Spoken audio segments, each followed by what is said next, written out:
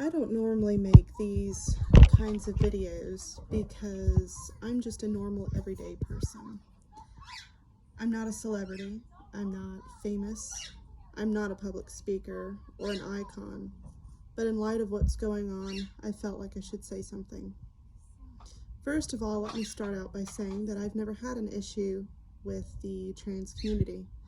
Most of my life, their community understood that they suffered from a mental disorder, which made them dislike the skin that they were born into.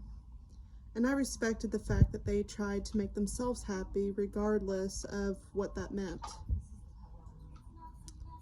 And they respected keeping kids out of those types of major decisions of life.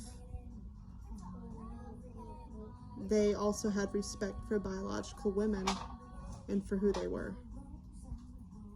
This community, however, has changed immensely over the last couple of years.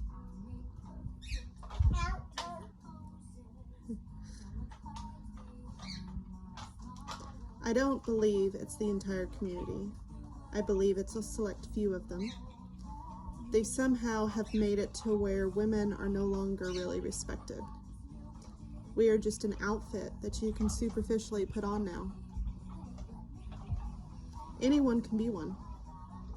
Let me just say, for these particular people that believe that this is what makes a woman is incorrect. First off, if they think having long hair makes you a woman, the answer is no. I know lots and lots of biological, short-haired women, and they are no less of a woman with short hair than they would be with long. They also think that a woman must wear makeup. This is also incorrect. Most of the time I don't wear any at all. Does that make me less of a woman? No, it doesn't. They also think a woman has to have breasts. My great aunt suffered from breast cancer and both of her breasts had to be removed. Did that make her less of a woman? No, it did not. They also think that if you have a hysterectomy, that means that now you can be a guy. So when my mom had complications with me during childbirth and had to have a full hysterectomy, does that make her less of a woman now? No, it doesn't. They also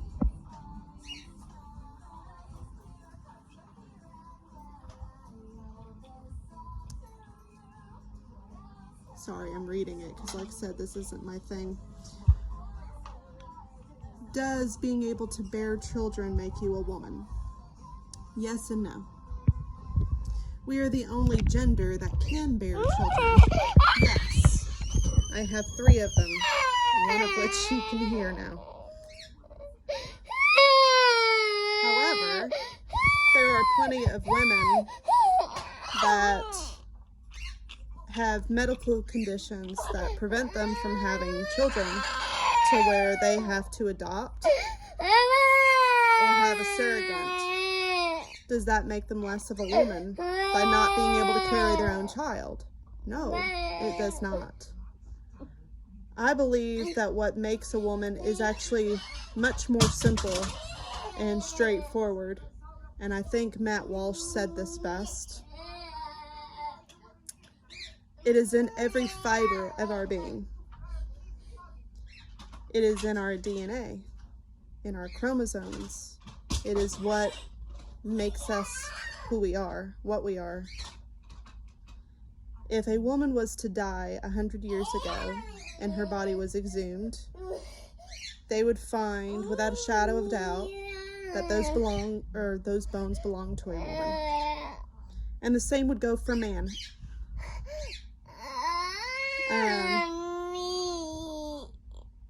If you took an orange and you painted it red, does that somehow make it an apple? No. At the end of the day, if you cut through that apple,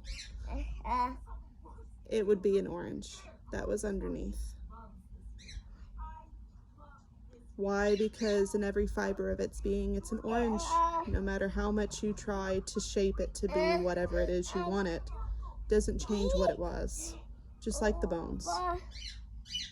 On a side note, I'd like to tell these particular people within this group to stop shaming biological women and men for being happy with being biological.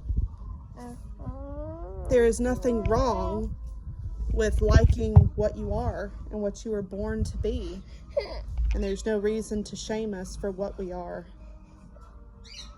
Furthermore, for those who believe that by dressing yourself up, making yourself on the outside appear like you're a woman, that somehow that makes you equate to a biological woman, it does not.